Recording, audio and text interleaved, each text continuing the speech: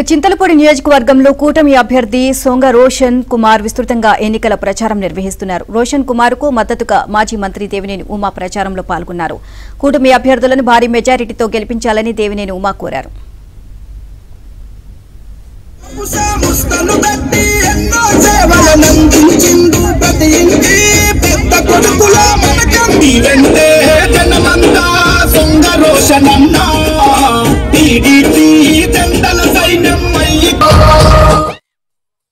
ఏలూరు పార్లమెంట్ని గెలిచి చంద్రబాబు నాయుడు గారికి ఇవ్వాలనే కార్యకర్తలు నాయకులు పట్టుదలగా పనిచేస్తూ ఉన్నారు.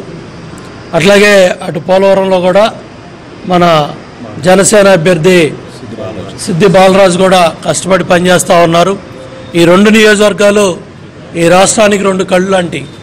ఎందుకంటే ఒకటి చింతలపూడి, వెస్ట్ గోదావరి కృష్ణా జిల్లాలో మెట్ట ప్రాంతం సుమారు 5 లక్షల ఎకరాలు డైరెక్ట్లీ ఇండైరెక్ట్లీ చెరువులు కావచ్చు కాలువల ద్వారా 5 లక్షల ఎకరాలు మెట్ట ప్రాంతం సాగవుతుంది.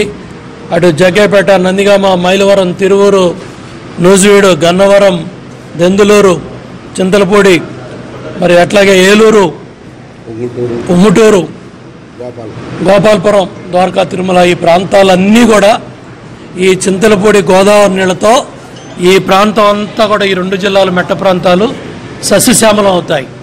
మురళీ గారు అప్పుడు శాసనసభ్యుడిగా ఉన్నప్పుడు మొదటి దశ చింతలపూడి పనులు ప్రారంభమైతే ఆ నత్తనడక నడిచిన పనులన్నీ కూడా చంద్రబాబు నాయుడు గారు నాబార్డు నిధులు తీసుకొచ్చి 5,000 కోట్లు మంజూరు చేసి 4,100 కోట్లు ఖర్చు పెట్టారు.